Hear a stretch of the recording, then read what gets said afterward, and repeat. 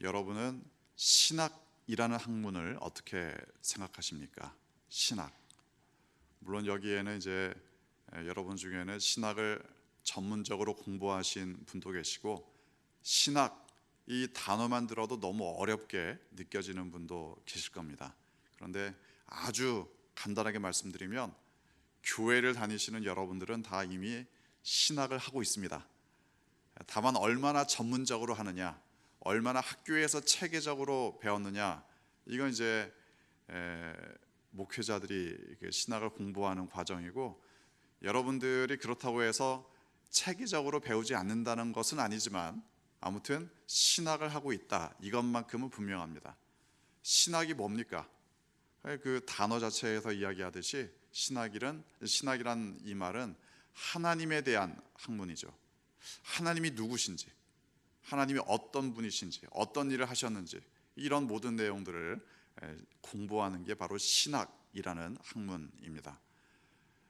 자, 그런데 이 신학이라는 학문 자체도 우리가 잘 생각해 보면은 하나님에 대해서 공부한다, 이러니까 정말 하나님만 공부하면 될 것 같지만 사실은 신학에는 하나님을 알아야 되는 것도 있고 또 사람을 알아야 되기도 합니다.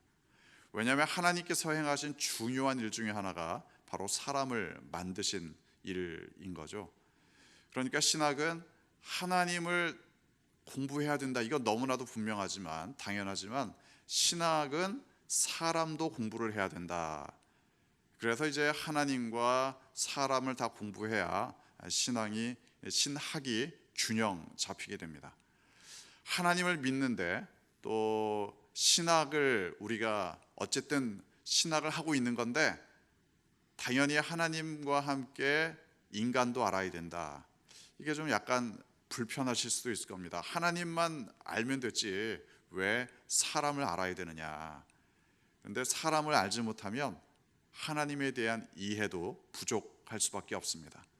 사람에 대해서 제대로 알지 못하면 하나님을 아는 그 지식이 뭔가 부족할 수밖에 없습니다. 왜냐하면 아무리 하나님을 잘 알아도 인간에 대해서 이해가 짧으면 인간에게 적용할 수 없기 때문에 그렇습니다. 자, 그래서 이제 진정한 신학은 하나님과 사람을 다 알아야 된다. 그래서 아예 신학의 한 분야에는 신학적 인간학이라는 그 하위 분야가 있을 정도입니다. 자, 사람을 알아가야 되는데 여러분, 그런데 여러분의 인생을 통해서 보니까 사람을 알아가면 알아갈수록 어떻습니까? 실망이 좀 많이 되죠. 사람을 알아가면 알아갈수록 인간이 싫어진다, 이런 생각도 들 때가 있죠. 어떤 분이 그러시더라고요. 가까이 가면 다 입냄새가 난다. 비유적으로 말씀한 거긴 하지만 사람을 가까이 하면은 물론 이제 좋은 일도 당연히 있죠. 그런데 그 사람의 단점도 자꾸만 보이고 그 사람이 나에게 상처를 입히기도 하고 뭔가 그 사람에 대해서 실망이 과거보다는 늘어날 수밖에 없습니다. 그래서 가까이 가면 갈수록 사람에 대해서 실망할 수밖에 없습니다. 뭐 멀리 볼 것도 없습니다. 결혼할 때는 그렇게 가까이 있었던 부부가 점점 시간이 지나갈수록 더 가까워지느냐, 물론 이제 가까워진다는 의미가 좀 다를 수 있지만 아무튼 결혼하기 전에는 몰랐던 단점들이 자꾸만 보이죠. 그 단점에도 불구하고 사랑한다, 이렇게 나름대로 이를 악물고 사랑하려고 애쓰지만 여전히 실망하는 것만은 어쩔 수 없습니다. 자, 사람을 알아가면 알아갈수록 실망이 커집니다. 물론 소망도 있지만 어쩌면은 이 소망이 실망에 덮여버리는 경우도 있습니다. 그래서 사람을 알되 잘 알아야 됩니다. 특히 사람이 하나님 앞에서 어떤 존재인가, 이 부분을 우리가 정말 잘 알아야 됩니다. 만약에 사람이 완전히 실망스럽고 구제불능인 존재다, 도저히 아무런 소망이 없다, 그러면 하나님께서 십자가에 달리지 않으셨을 겁니다. 뭔가 일말의 희망이라도 있기 때문에 십자가에 달리지 않으셨겠습니까? 사람을 제대로 알아야 됩니다. 사실 이 신학의 분야에서 하나님을 아는 것, 그것만큼이나 인간에 대해서 아는 게 중요하다. 이건 사실은 신학의 전체적인 역사를 통해서 볼 때 이런 분위기는 오래되지 않은 분위기입니다. 사실 신학뿐만이 아니라 인류의 역사를 통해서 이러한 분위기가 얼마 되지 않았습니다. 원시, 고대, 중세 시대를 거쳐서 근대, 현대 넘어오는 이런 역사의 흐름 가운데 과거이면 과거일수록 집단 중심이었습니다. 개인은 없고 개인의 의견은 묵살되고 집단의 의견이 그냥 쭉 밀고 가는 그런 시대였죠. 그만큼 어떻게 보면은 사람들이 인간에 대한 관심이 좀 부족하고 뭔가 집단적인 이익, 집단적인 목적, 이걸 향해서 함께 힘을 합했던 시절이 있습니다.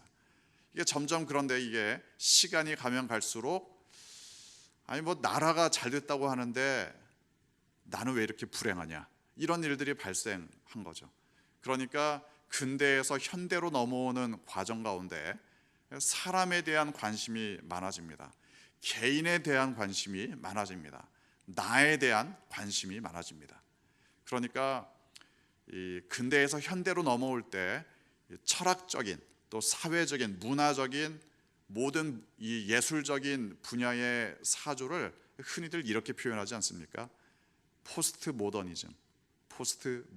사실 모더니즘이 이제 근대니까 포스트 모더니즘, 근대 다음 현대라는 시대인데 뭔가 이제 이 시대 구분을 하기 위해서 포스트 모더니즘이라는 이름을 붙일 뿐입니다.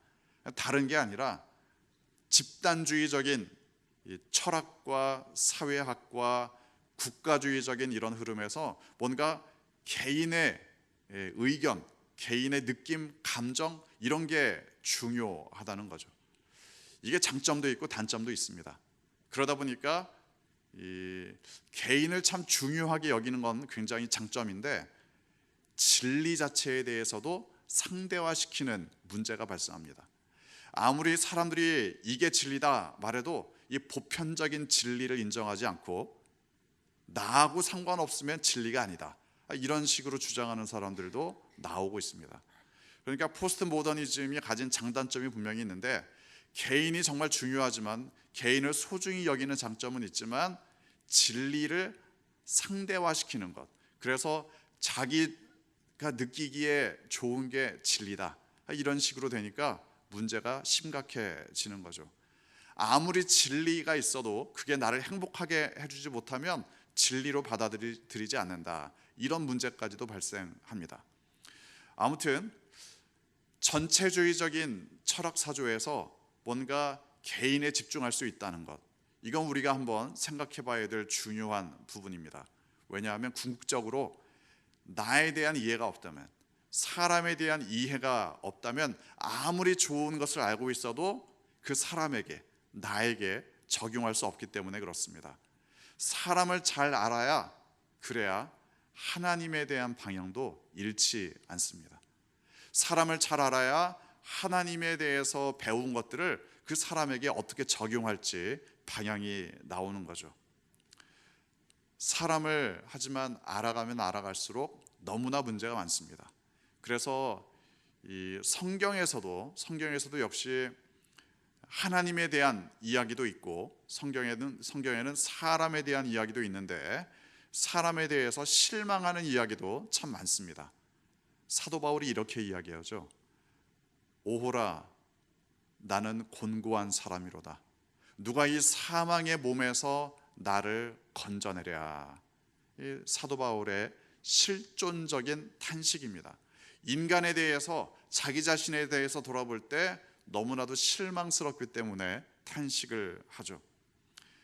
인간에 대해서 절망도 물론 필요합니다. 하지만 인간에 대해서 포기하는 것은 하나님의 관점이 아닙니다. 인간을 잘 알아야 되는데 하나님께서 창조하신 인간이 과연 어떠한 존재인가? 죄인으로서 타락한 인간은 과연 어떠한 존재인가? 예수님께서 십자가에 달리시기까지 사랑하신 인간은 과연 어떠한 존재인가? 십자가의 보혈로 말미암아 구원받고 또 그리스도를 본받아 살아가는 그 인간은 과연 어떠한 존재가 될 수 있는가? 성경에 나타난 인간에 대한 이해가 우리에게는 반드시 필요합니다. 그런 의미에서 오늘 성경 본문 말씀은 인간에 대한 아주 중요한 이해를 우리에게 알려줍니다. 사실 성경에 나와 있는 많은 믿음의 선배들은 대략 이런 분위기입니다. 아브라함이니까 그렇게 살았지, 야곱이니까 그렇게 살았지, 모세니까 그렇게 살았지, 다윗이니까 그렇게 믿었지. 어떻게 보면은 그 사람들이기 때문에 우리가 그 사람들을 본받기보다는 너무나 믿음의 거대한 존재들이기 때문에 내가 따라가기는 좀 힘들겠다, 이런 생각이 들 때도 있습니다. 하지만 오늘 성경 본문에 나오는 사울왕은 사실은 굉장히 실망스러운 사람이죠. 굉장히 실망스러운 사람임에도 불구하고 우리의 현실을 생각해 볼 때 굉장히 생각할 수 있는 부분이 많이 있는 인물입니다. 사울왕은 사실 인생의 전반부와 인생의 후반부가 아주 극명하게 나뉘는 사람입니다. 사울왕은 원래 굉장히 잘생긴 사람이었습니다. 키도 크고 호인이고, 그리고 이제 싸움도 잘했고 전쟁에서 사람들을 이끌 만큼 리더십도 있었습니다. 사울왕은 또 겸손했고 다른 사람들이 자기를 공격해도 그냥 넓은 아량으로 참고 또 받아주기도 하고, 이런 정도의 좋은 사람이었습니다. 하지만 이제 사울왕이 인생의 후반부로 넘어가면 완전히 정권을 손에 쥐고 휘두르는 공포 정치의 화신이 됩니다. 사울왕은 오늘 본문을 보면은 인생의 후반부 막바지에서도 다윗을 죽이려고 하는 데에만 혈안이 되어 있습니다. 본문 말씀의 앞부분에 보면 배경을 설명하는데, 다윗을 죽이기 위해서 사울왕은 3,000명이나 되는 군사를 동원합니다. 물론 이제 다윗이 이제 혼자가 아니라 한 600명 정도의 사람이 공동체를 이루고 있기 때문에 한 3,000명 정도는 필요할 수도 있습니다. 그럼에도 불구하고 사울왕은 항상 다윗을 죽이기 위해서 너무나 많은 군사들을 동원했습니다. 사실 사울왕이 이렇게 많은 군사를 동원할 상황이 아니었습니다. 왜냐하면 나라가 아직 그렇게 굳건하지 않았기 때문이죠. 이스라엘은 아직은 그렇게 국력이 막강하지 않았습니다. 그러니까 금세 다른 나라들이 언제든지 쳐들어올 수 있는 그런 분위기였죠. 이럴 때, 이렇게 나라가 위태로울 때에, 연약할 때에 3,000명이나 이끌고 한 명을 죽이기 위해서 그렇게 달려들었다.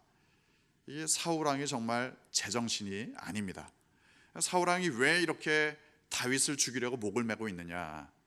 한마디로 자기의 왕 위에 걸림돌이 된다, 이렇게 생각을 하고 다윗을 죽이려고 하고 있습니다. 다윗을 죽이려고 이제 끝까지 쫓아오는데, 오늘 본문의 배경이 되는 장소는 엔게디라는 광야입니다. 엔게디는 사해 근처에 아주 황량한 땅들인데, 사실 사해는 이 지형으로 볼 때 비록 바다는 바다지만 굉장히 짠 바다인 거 아시죠? 그래서 우리가 텔레비전을 보면은 사해에 누워 있으면 그냥 둥둥 떠다니고, 이게 바로 사해가 너무나 이 염분의 농도가 짙어서 그렇습니다. 근데 그렇게 된 배경 중에 하나가 그 지역 자체는 굉장히 건조한 지역입니다.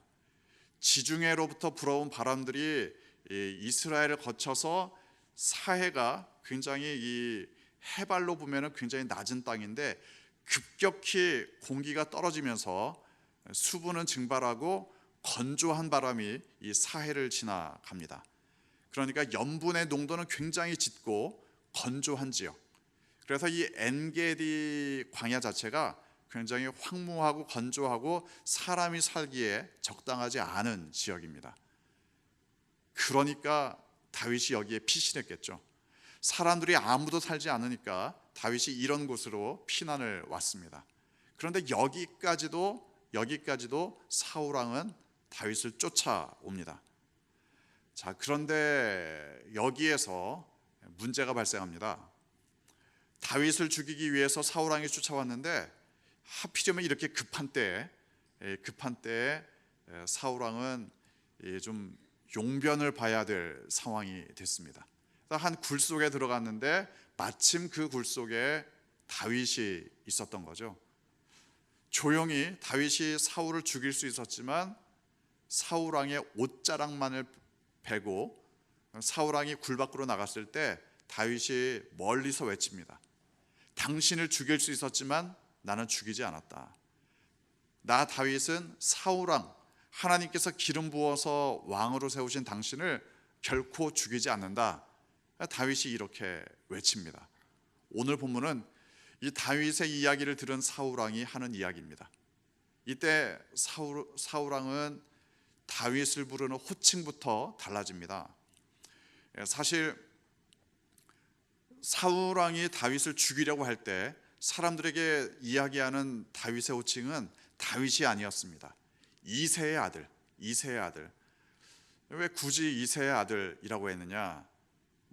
우리 식으로 이야기를 하자면 그놈 자식 이런 정도의 느낌으로 이새의 아들 이런 정도로 불렀습니다.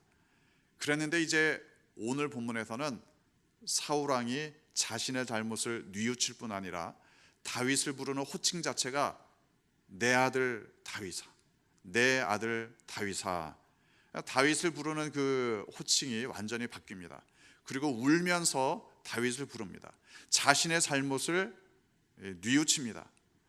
본문 말씀을 보면은 이 17절 보면 너는 나보다 의롭다. 사울 왕이 지금 자기가 죽이려고 하는 다윗에게 내가 나보다 의롭다 이렇게까지 이야기를 하죠. 분명하게 사울이 자신의 잘못을 깨달았습니다. 자신의 잘못을 뉘우치고 있습니다. 그래서 이제 19절 보면 심지어 사울 왕이 이렇게까지 말하죠. 19절 마지막에 보면 여호와께서 내게 즉 다윗에게 선으로 갚으시기를 원한다. 자, 여기까지만 보면은 사울 왕이 정말 완전히 뉘우친 것처럼 보입니다. 자신의 잘못도 인정했고 또 하나님의 이름으로 다윗을 축복하기도 했습니다. 그런데 여기에서 끝이었느냐? 그렇지 않죠. 여기 오늘 본문의 마무리에서는 이제 다윗과 사울이 헤어지지만 나중에 또 사울이 다윗을 죽이려고 또 쫓아갑니다. 궁극적으로 나중에 다윗이 블레셋 땅으로 피신한 다음에야, 다른 나라로 도망친 다음에야 이 사울 왕이 추격을 중지합니다. 그때까지는 계속해서 추격을 하죠. 그 상황은 반복이 됩니다. 추격하다가 다윗이 죽일 수 있었는데 안 죽이고, 그러면 또 사울은 그것 때문에 눈물로 뉘우치고, 헤어졌다가 또 나중에 다시 사울이 또 죽이려고 쫓아다니고, 이런 일들이 반복됐다는 거죠.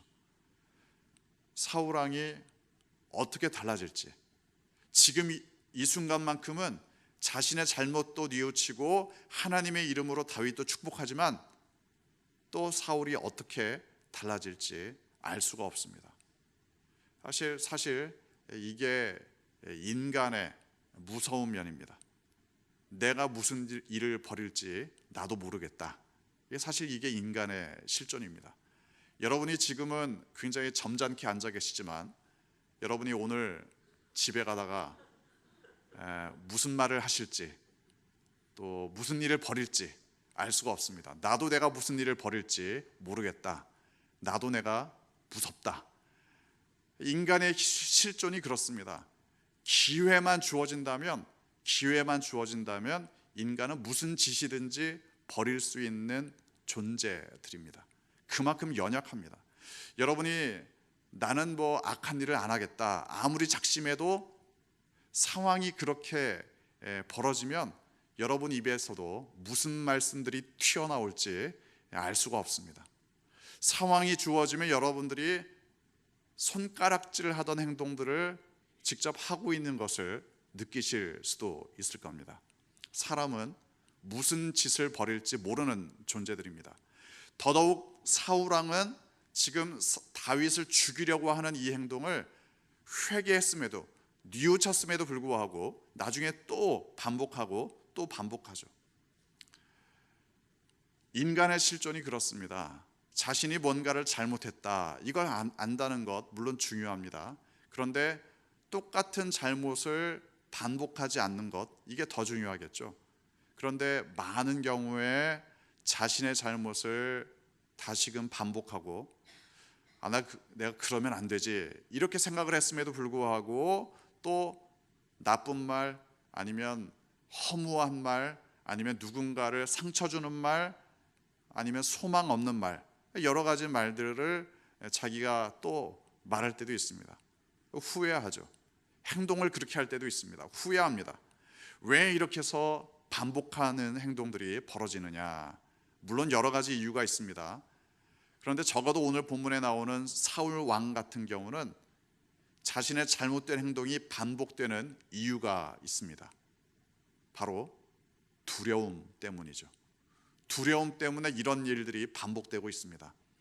지금 당장은 다윗 앞에 잘못했다고 이야기하고, 지금 당장은 자신의 잘못을 깨닫고 회개하는 것 같지만, 나중에 집에 가서 가만히 생각을 해보니까 그래도 나중에 다윗이 나를 죽이면 어떡하지? 두려움 때문에 정말로 이게 해서는 안 되는 생각들을 계속 버리게 됩니다. 두려움 때문에 깔때기 이론이 되는 거죠. 다윗이 나를 죽일 리 없다, 이렇게 생각을 했는데도 두려움 때문에 다시 원위치가 됩니다. 그래, 다윗이 나를 죽일 거야, 내가 가만히 있으면 안 되지. 사울왕이 두려움 때문에, 두려움의 깔때기 이론 때문에 자신의 잘못된 행동을 계속해서 반복합니다. 어쩌면 우리는 사울처럼 누군가를 죽이려는 행동을 반복하지는 않을지도 모릅니다. 하지만 적어도 우리의 삶에 있어서 뭔가 반복되는 문제가 있다면 여러 가지 이유 중에 중요한 이유 중에 한 가지는 바로 두려움 때문입니다. 두려움의 깔때기 이론 때문에 누군가를 정죄하고 저주함으로 말미암아 나의 입지를 지키려는 경우도 있고, 두려움 때문에 거짓말을 하기도 하고, 두려움 때문에 자신의 잘못을 포장지로 가리기도 하고, 두려움 때문에 이렇게 해서는 안 되겠다 생각했는데도 또다시 그 자리로 돌아가는 경우도 많이 있습니다. 두려움 때문에 하나님을 바라보지 못하는 이유가 사울의 반복된 잘못의 이유였습니다. 사실 이 사울의 모습은 이 순간에도 명확하지는 않습니다. 아주 미묘한 부분이 있습니다. 21절 보면 사울왕이 다윗에게 이런저런 이야기를 하다가 결국에 네가 나중에 왕이 될 텐데 그때 나의 그 가문을 좀 살려달라, 이런 이야기를 합니다. 이때 사울이 다윗에게 이런 식으로 이야기하죠. 그것을, 나의 아버지 집에서 내 이름을 멸하지 아니할 것을 21절 마지막 부분을 보면 여호와의 이름으로 맹세하라, 여호와의 이름으로 맹세하라. 이건 지금 사울이 다윗에게 하고 있는 이야기입니다. 사울이 다윗에게 우리 좀 살려달라, 이걸 여호와의 이름으로 맹세하라, 이건 이야기를 합니다. 그런데 정작 자기 자신은 여호와의 이름으로 맹세하지 않습니다. 다윗에게는 하나님의 이름으로 맹세하라 이야기해놓고서는 내가 너를 다시는 이렇게 추격하지 않겠다, 이렇게 여호와의 이름으로 맹세하지는 않습니다. 사울의 미묘한 상태를 이야기하고 있습니다. 남들에게는 뭔가 최대한 자신의 두려움을 없앨 수 있는 장치를 만들어 놓고서는 정작 자기 자신은 하나님을 온전히 바라보지 않았다. 이게 사울의 중요한 문제점 중에 하나였습니다. 자신의 잘못을 아는 것 중요합니다. 회개하는 것 중요합니다. 하지만 그 다음에 어떻게 되느냐, 이게 정말 중요하죠. 그 회개는 연속적인 회개가 아니라면 반복된 문제에 빠집니다. 내가 얼마나 연약한 존재인지 잘 모른다면 한 번의 회개로 끝나지 않고 계속해서 잘못이 반복되는 것들을 경험할 수도 있습니다. 그래서 우리는 나 자신을 알아야 됩니다. 내가 얼마나 연약한 존재인지를 알아야 됩니다. 내가 지금 이렇게 회개하지만, 내가 지금 이렇게 하나님 앞에서 결단하지만 내가 무슨 짓을 벌일지 모르는 아주 연약한 인간이다. 이걸 깨닫는다면 우리가 해야 될 일은 오직 하나입니다. 끊임없이 하나님을 의지해야 됩니다. 사도 바울이 나중에 이렇게 이야기하죠. 선줄로 생각하거든 넘어질까 조심하라. 선줄로 생각하거든 넘어질까 조심하라. 잘 회개했습니다. 잘 결단했습니다. 이것까지는 너무나 좋습니다. 그런데 그것으로 만족하면 다시 무슨 짓이든지 벌일 수 있는 연약한 죄인의 모습으로 돌아갈 수 있습니다. 끊임없이 하나님을 의지하며 조심하는 것밖에는 방법이 없습니다. 그 누구도 마찬가지입니다. 역사상 아무리 위대한 믿음의 위인들도 끊임없이 하나님을 의지하지 않으면 넘어질 수밖에 없습니다. 누구든지 마찬가지입니다. 그래서 우리가 날마다 그리스도를 본받아 살아가야 되는 이유가 그거죠. 아무도 장담할 수 없으니까. 나 자신을 정직하게 쳐다볼 때 사실은 나도 내가 무서운 것이 사실이기 때문에 그렇습니다. 그래서 우리가 날마다 숨쉬는 순간마다 하나님의 임재 가운데 살아가야 될 이유가 분명합니다. 하나님의 임재 가운데 끊임없이 하나님의 임재를 느끼며 추구하며 살아가지 않으면 내가 무슨 짓을 벌일지 모르겠다. 이걸 고백하는 것이 바로 인간에 대한 분명한 이해입니다. 사울은 이 순간에만 보면은 괜찮은 사람처럼 보입니다. 사울은 이 순간에만 막 보면은 눈물로 회개하고 하나님의 이름으로 다윗을 축복하고 너무나 좋은 사람처럼 보입니다. 하지만 이후에 하나님이 아니라 자신의 두려움만을 쳐다봤기 때문에 두려움의 깔때기 이론, 두려움으로 다시 원위치합니다. 그래서 이제 하나님을 바라보지 않고 자신의 자리를 지키기 위해서 끊임없이 다시금 다윗을 죽이려는 사람으로 원위치합니다. 인간의 현실은 어떻게 보면은 사울의 모습을 너무나도 닮아 있는지 모르겠습니다. 우리의 현실은 너무나도 사울과 비슷할지도 모릅니다. 회개할 때도 있지만 다시 원위치하는 우리의 모습. 그런데 그것의 본질적인 원인을 해결해야 됩니다. 본질적인 원인은 끊임없이 하나님을 추구하지 않기 때문에 그렇습니다. 모든 순간 가운데 하나님의 임재를 경험하지 않기 때문에 그렇습니다.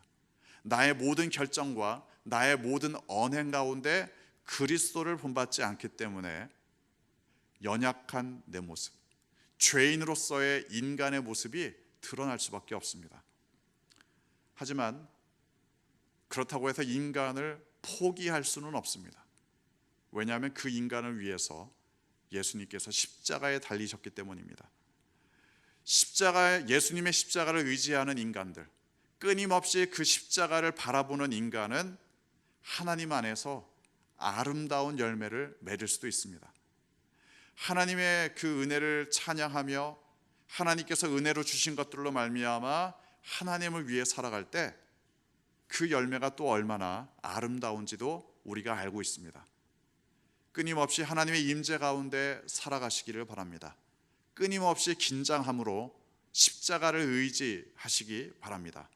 그래서 인간의 두려움으로 다시 원위치 되는 것이 아니라 날마다 주님만을 바라보며 그 은혜 가운데 살아가시는 여러분 되시기를 주님의 이름으로 축원합니다.